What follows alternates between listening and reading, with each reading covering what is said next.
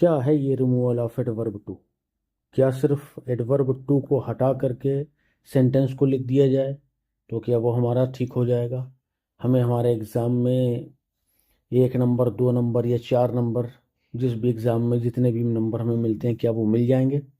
या adverb to के साथ कुछ और भी रिमूव किया जाएगा? और अगर रिमूव किया जाए तो उसकी जगह पर आप अपन क्या लगाएंगे?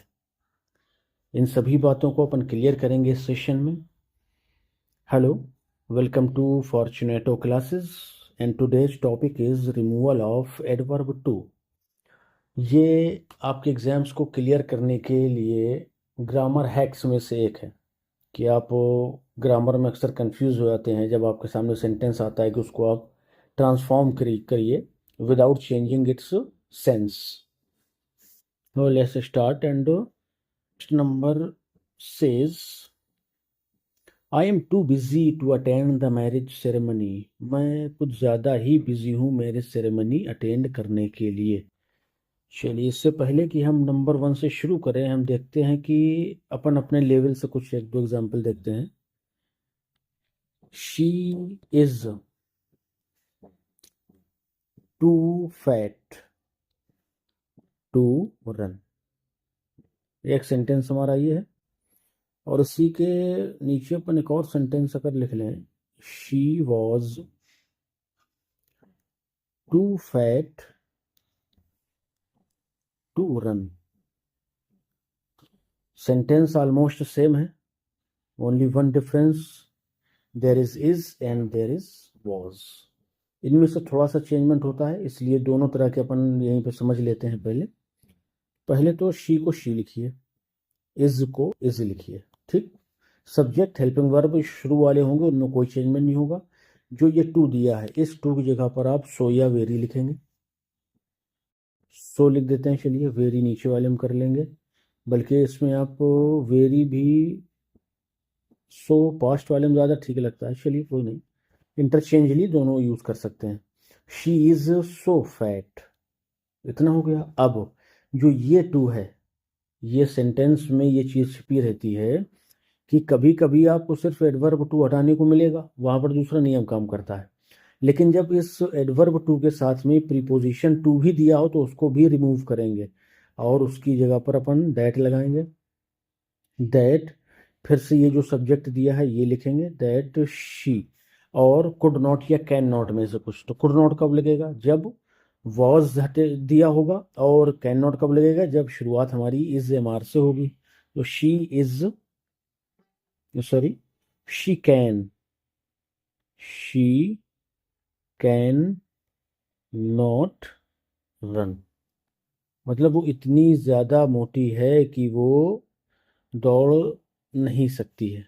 ठीक है, चलिए तो अपन देखेंगे जो नीचे हमारा सेंटेंस था वो क्या है। शी वॉज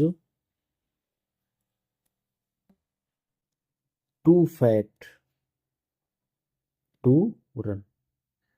ठीक, एक ही आ गया हमारा पास्ट में, तो ये तो सेम रहेगा। She was very fat. अब टू को रिमूव किया है अपन ने, वेरी लगा दिया। ठीक है, जैसे पहले वाले में किया था। अब इसमें क्या करेंगे, ये जो प्रीपोजिशन टू है जब इसको हटाएंगे तो ये लगेगा दैट।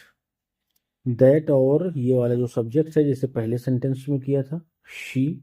अब क्या करना है, वहां पर इज था तो कैन नॉट लगा, यहाँ पर वॉज है तो अपन क्या लगाएंगे, कुड नॉट। कुड नॉट, और जो सहायक, सॉरी, मेन वर्ब दिए उसको वैसे ही लिख देंगे। तो ये फर्स्ट टाइप है आपका। ठीक है, इसमें सिर्फ आपको एडवर्ब टू को रिमूव करना है, उसकी जगह पर सो या वेरी रखना है।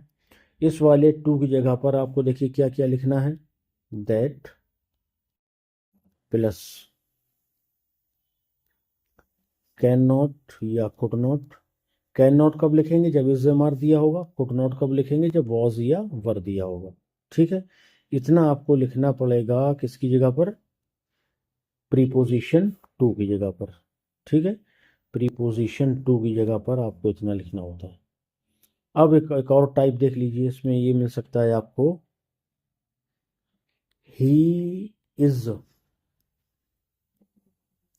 टू टायर्ड, वो बहुत ज़्यादा थक गया है। ये बात कब कही जाएगी? जब हद से ज़्यादा की बात हो। अब अगर इसमें रिमूव करिएगा तो देखिए, जब प्रीपोजिशन टू दिया था तो वहाँ पर इस एडवर्ब टू की जगह पर अपन ने क्या क्या यूज़ किया था? सो या वेरी। लेकिन जब सिर्फ एडवर्ब टू दिया हो, आगे प्रीपोजिशन टू ना दिया हो, तब अपन क्या करेंगे? He is. दो तरीके हैं इसके, दोनों देखेंगे अपन। पहले तो आप टू की जगह पर एक्सट्रीमली लिख सकते हैं, एक्सट्रीमली टायर्ड। ठीक, एक ये टाइप है, ये हमारा बिल्कुल करेक्ट आंसर है। दूसरा टाइप जो आपको ऑप्शन में मिल सकता है, ही इज, पहले एडजेक्टिव लिखेंगे, टायर्ड। अब इसके बाद एडवर्ब टू की जगह पे देखिए क्या आएगा? बियॉन्ड द प्रॉपर लिमिट, यानी उचित सीमा से बाहर ही वो थका हुआ है, यानी बहुत ज़्यादा थका हुआ है। तो आसान तो ये वाला है कि आप एडवर्ब टू की बजाय एक्सट्रीमली लिख दीजिए और उसके बाद एडजेक्टिव लिख दीजिए। लेकिन ये दोनों आपको इसलिए पता होना चाहिए कि ऑप्शन में दोनों में से कोई भी आ सकता है। अगर मान लीजिए ये वाला ऑप्शन नहीं दिया है और ये वाला दिया है, अगर आपको नहीं पता होगा तो आप सभी गलत कराएंगे और कहेंगे कि ये लो, ये तो बोर्ड वालों ने ही एग्ज़ाम जो है गलत कर दिया है, या आपके जो भी आयोग वाले हैं उनको आप कहेंगे। तो हमें ये दोनों पता रहना चाहिए कि एडवर्ब टू की जगह पर अपन एक्सट्रीमली लिख देंगे, एडजेक्टिव लगा देंगे, सही है। फिर अगर दूसरी बात करें तो ही इज़ टायर्ड, एडजेक्टिव पहले ले आएंगे, फिर उसके बाद बियॉन्ड द प्रॉपर लिमिट को लिख देंगे। तो ये दो टाइप हैं आपके जो एडवर्ब टू में मिलते हैं। अगर कोई एक और मिलेगा तो अपन उसको भी डिस्कस कर लेंगे, ठीक है। चलिए अब सेंटेंसेस को शुरू करते हैं अपन। I am too busy to attend the marriage ceremony, मैं इतना ज़्यादा बिजी हूँ कि मैरिज सेरेमनी अटेंड नहीं कर सकता। ये एक ख़ास बात और है इसकी कि ये सेंटेंस तो होता पॉजिटिव है, लेकिन इसका जो सेंस है वो हमेशा क्या होता है? नेगेटिव होता है, ठीक है।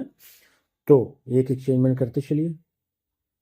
आई एम सो बिजी, मैं बहुत ज़्यादा बिजी हूँ। अब इसके टू की जगह पर तो आपने सो लिख दिया, एक काम हो गया। दूसरा क्या, इस टू की जगह पर क्या लिखेंगे? पहले दैट, ठीक। आई एम सो बिजी, चलिए इसको अपन फिर से देखेंगे। I am too busy to attend the marriage ceremony, तो आई तो सेम आ जाएगा, एम भी सेम आ जाएगा। अब ये जो टू है इसकी जगह पर हमें पता है कि सो या वेरी लिखना है, तो आई एम सो या वेरी बिजी, टू की जगह पर क्या लिखते हैं? दैट लिखेंगे पहले।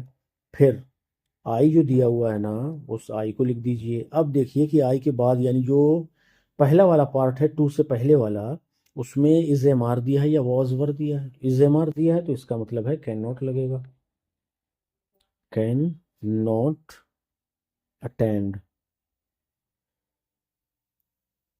The marriage. बाकी कोई चेंजमेंट नहीं होता है, बाकी सेम लिख सकते हैं, मैरिज सेरेमनी, ठीक है। ये हमारा हो गया क्या? रिमूवल ऑफ एडवर्ब टू, ठीक। चलिए नेक्स्ट क्वेश्चन देखेंगे।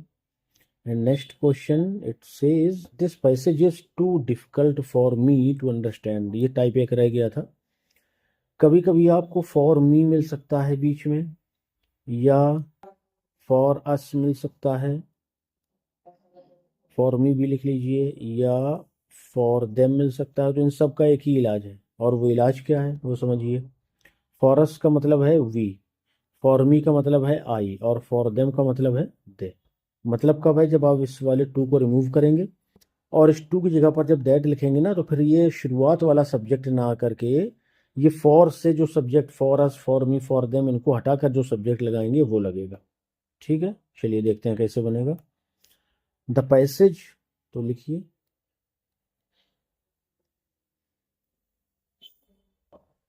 The passage is very difficult. Very कहाँ से आ गया भाई? अभी अपन डिस्कस करते आ रहे हैं ना कि सो या वेरी कब लगाना है आपको? एडवर्ब टू को जब हटाना होगा, ठीक है। तो एडवर्ब टू को रिमूव किया, यहाँ पे वेरी लग दिया। The passage is very difficult. अब फॉर मी है, उसको हटाइए, टू की जगह पे क्या लिखना है अपन को? दैट। और फॉर मी दिया है तो उसका क्या मतलब? आई लिखेंगे, that I can not understand ये पैसेज इतना कठिन है कि मैं उसे समझ नहीं सकता हूँ, ये इसका सेंस है। ठीक है, उम्मीद है क्लियर होगा। चलिए नेक्स्ट क्वेश्चन देखेंगे, number 3, and it says it is never too late to learn. सीखने की कोई उम्र नहीं होती, इसको आप ऐसे कह सकते हैं। अब इसी के हिसाब से कहिएगा तो हो जाएगा कि सीखने के लिए हम कभी भी लेट नहीं होते हैं ना, कि हमेशा समय रहता है। तो इट इज, नो दिया है, नेवर दिया है, उसको अपन को माइंड नहीं करना, ये कंफ्यूज करने के लिए दे देते हैं। It is never so late या very late, it is never so late that लगाइए, किसकी जगह पर लगेगा, टू की जगह पर, दैट। अब यहाँ पर देखिए इट है और उसके बाद हमारे पास कोई सब्जेक्ट नहीं है, तो अपन क्या लगाएंगे, वन लगा देंगे। That one can not learn,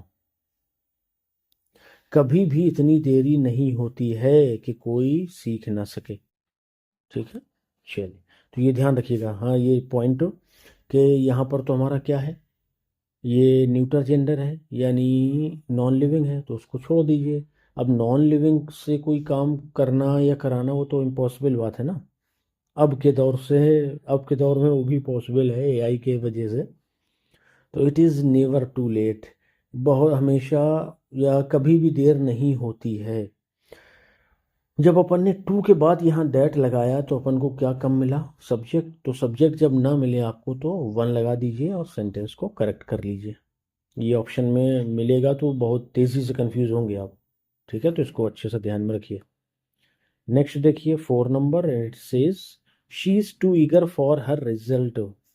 तो फॉर हर रिजल्ट दिया है, यहाँ पर टू नहीं दिया है, तो अपन क्या करेंगे, इस वाले टू की जगह पे रूल नंबर 2, यानी जो हमने दूसरा नियम डिस्कस किया था आपके साथ, कि अगर एडवर्ब टू दिया हो, प्रीपोजिशन टू ना दिया हो, तो फिर एडवर्ब टू की जगह पर एक्सट्रीमली या बियॉन्ड द प्रॉपर लिमिट का यूज करते हैं।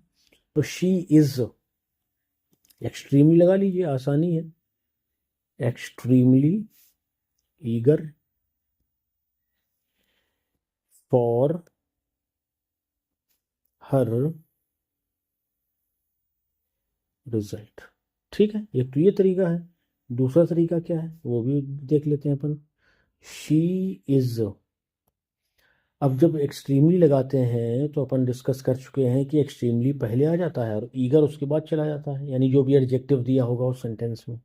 लेकिन जब एक्सट्रीमली नहीं लगाएंगे और बियॉन्ड द प्रॉपर लिमिट लगाएंगे तो पहले एडजेक्टिव आ जाएगा, ईगर, ये ई होगा, ईगर बियॉन्ड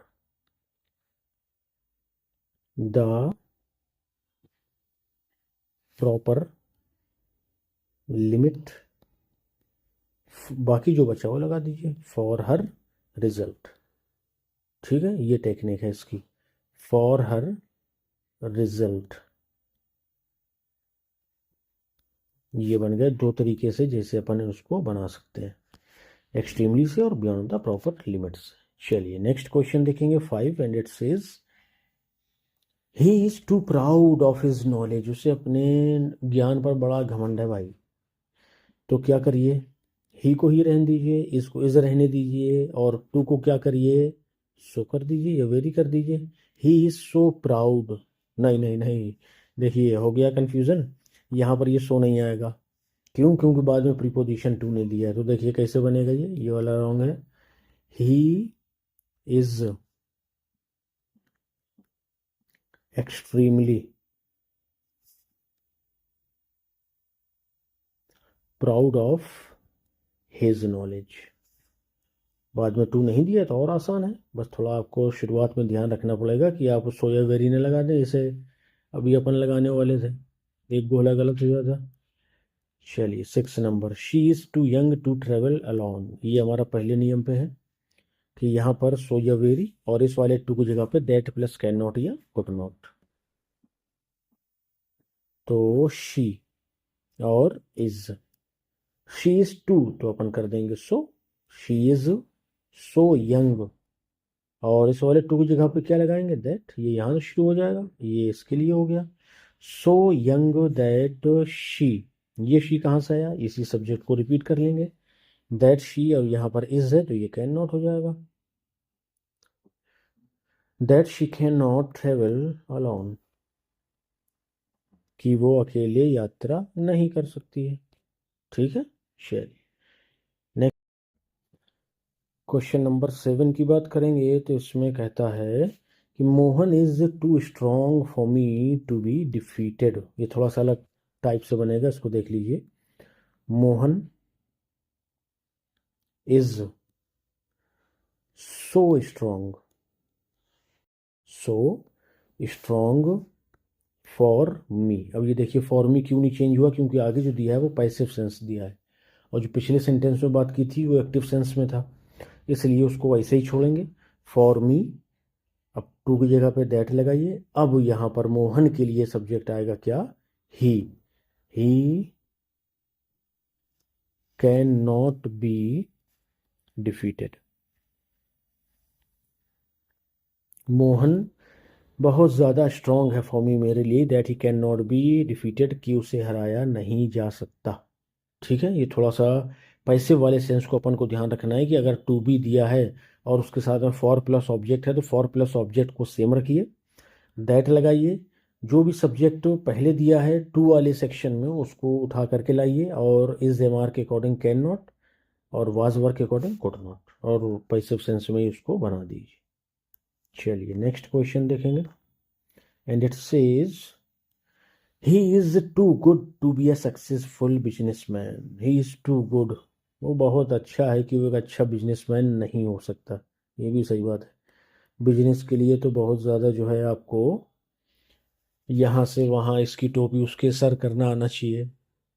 कहाँ पे आपका फ़ायदा है, आपके जो कर्मचारी उनका नुकसान भले हो, वो आपको अपना फ़ायदा वहाँ पे करना है। बहुत सारी चीज़ें हैं, कभी कभी बहुत ऐसे कदम भी उठाते हैं लोग कि जो इंसानों के लिए नहीं है वो। चलिए तो इसको देखेंगे अपन, he is too good to be a successful businessman, वही सेम तरीका है, ही इज़ सो गुड। ठीक, अब ये टू ले लीजिए, दैट लगाइए, दैट के बाद ये वाला सब्जेक्ट ले लीजिए, दैट ही। अब ही के बाद क्या लगना चाहिए भाई, कैन नॉट लगना चाहिए। क्यों, क्योंकि इस दिया है। That he can not, be दिया है, बी से जोड़ दीजिए, be a successful business man. ठीक है, बहुत आसानी से बन जाएंगे, बस आप खाली एक बार इनके नियमों को बल्कि स्ट्रक्चर को ध्यान कर लीजिए, सारा कुछ क्लियर है। Next 9 number, he was too tired to work. ये तो पहले टाइप का है, आसान है। ही वॉज, टू की जगह पर सो या वेरी, तो ही वॉज सो टायर्ड। इस वाले टू की जगह पे क्या लगाएंगे, पहले दैट, फिर ये वाला सब्जेक्ट रिपीट कर लीजिए, दैट ही। अब यहाँ पर कैन नॉट लगाइए या कुड नॉट लगाइए, बताइए क्या लगेगा। तो यहाँ पर लगेगा कुड नॉट, क्योंकि वॉज दिया है। क्या दिया है, was. That he could not work, वो इतना ज़्यादा थका है कि कोई काम नहीं कर सकता हो। ठीक है भाई, चलिए next and last, he speaks too fast to be understood. वो बहुत तेज बोलता है, उसको समझना ना मुश्किल ही नहीं नामुमकिन है। देखिए स्पीक्स है, अब आप यहाँ ये सोच सकते हैं कि इसे एम आर नहीं दिया भाई तो कैन नॉट कुड नॉट का फैसला कैसे होगा। इसे एम आर नहीं दिया तो अपन प्रेजेंट से फैसला कर लेंगे, स्पीक्स है present indefinite, he speaks so fast, he speaks so fast that, वो इतना तेज बोलता है। ये टू सो, ये हो गए टू की जगह पे सो, अब इस वाले टू की जगह पहले दैट, और फिर यही वाला सब्जेक्ट जो शुरू में दिया उसको रिपीट कर लीजिए, और प्रेजेंट है तो प्रेजेंट कैन नॉट हो जाएगा। That he can not be understood, अरे वो इतना तेज बोलता है कि उसको समझना मुमकिन ही नहीं, वो सॉरी मुश्किल ही नहीं, नामुमकिन है। अंडरस्टूड होगा भाई, अंडरस्टूड। ठीक है, तो ये था हमारा आज का session, removal of adverb to, and it can be said that it is one of the grammar hacks for your exams। अगर आप उसे अच्छे से देख लेंगे, नियमों को कॉन्सेप्ट को समझ लेंगे, तो आपके एग्ज़ाम में एलटी ग्रेड हो, टीजीटी पीजीटी जो भी हो, सब में आप आसानी से, ट्रांसफॉर्मेशन के अंतर्गत आता ही, उसको आप आसानी से कर पाएंगे। ठीक है, चलिए, चैनल में पहली बार आए हैं तो सब्सक्राइब कर लीजिए, लाइक शेयर भी कर दीजिए, ताकि ज़्यादा से ज़्यादा लोगों तक वीडियो पहुंच सके। और हमारे साथ बने रहिए अपनी LT grade, TGT, PGT, DSSB या RPSC ग्रेड 1-2 की तैयारी के लिए, और सजेशन देते रहिए कि आपको ग्रामर ज़्यादा पढ़नी है या लिटरेचर। ठीक है, वैसे अपन पूरा ही कोशिश करेंगे कि आपके सामने पूरा का पूरा सिलेबस कंप्लीट किया जाए। तो बने रहिए चैनल पे। ठीक है, मिलते हैं नेक्स्ट सेशन में। Thank you.